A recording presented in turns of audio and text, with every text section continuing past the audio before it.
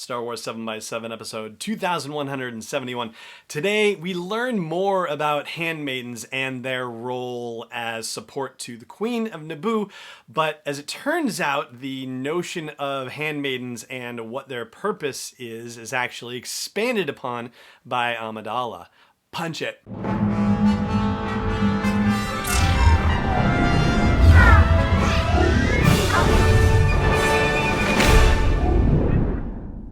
Hey Rebel Rouser, I'm Alan Voivod, and this is Star Wars 7x7, your daily dose of Star Wars joy, and thank you so much for joining me for it. So, this is also another mild spoiler episode for Queen's Peril, the prequel to Queen's Shadow by E.K. Johnston, and today we're going to talk about the handmaidens. So, the Royal Handmaidens are a tradition of sorts. It's traditionally appropriate for at least one handmaiden to be serving the queen. At least this is what Captain Panaka tells Padme soon after her election. However, this develops when Padme starts to talk about what the purpose is of having a handmaiden. They're thinking about the handmaiden not just as a protection of her, personally, but also as a protection of her identity. And Padme's reaction to this is, this doesn't exactly help if it's one or the other. Then when we switch, people will know. And when one's not present, then people will get suspicious. And so it's actually Padme's idea to go beyond a single handmaiden. And so ultimately, Panaka presents her with 5 people who can serve as handmaidens, and they are shown as being recruited in different little episodes of Queen's Peril, little mini chapters that are interspersed with the rest of the story. And the chapters kind of lay out a mission statement for all intents and purposes for the handmaidens, or at least what their whole purpose is. It's strength, cunning, distraction, bravery, and determination. These are the watchwords of the handmaidens that are assigned to Padme.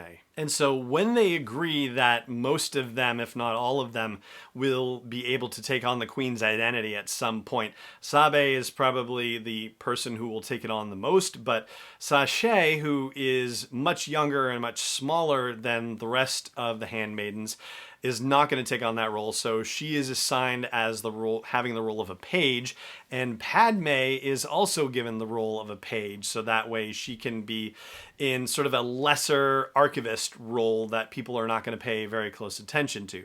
And the adoption of their names is based on Padme. They are remarking at one point that Padme had to give up her name because she is now Amidala.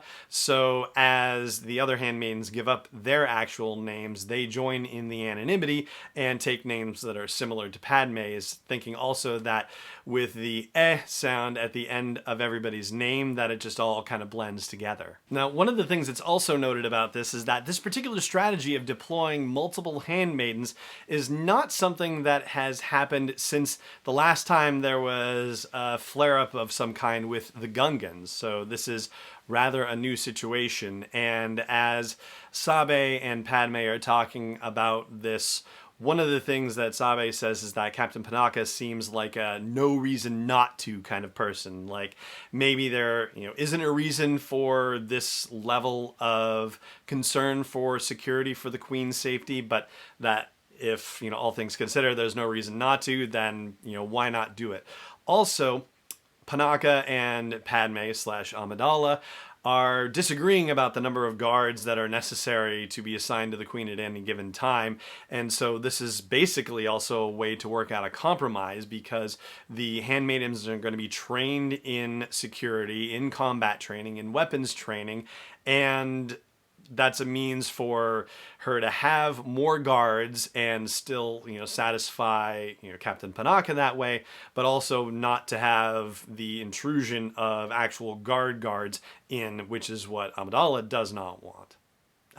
Doesn't want intrusion of further guards, I should say. And so together, these 6 young women develop the things like the breath control, which Sabe brings to the table from being a musician, which allows her to control her facial reactions and to breathe without even appearing to breathe. And this ends up giving the queen the stolid, placid kind of emotionless face that she's able to deliver.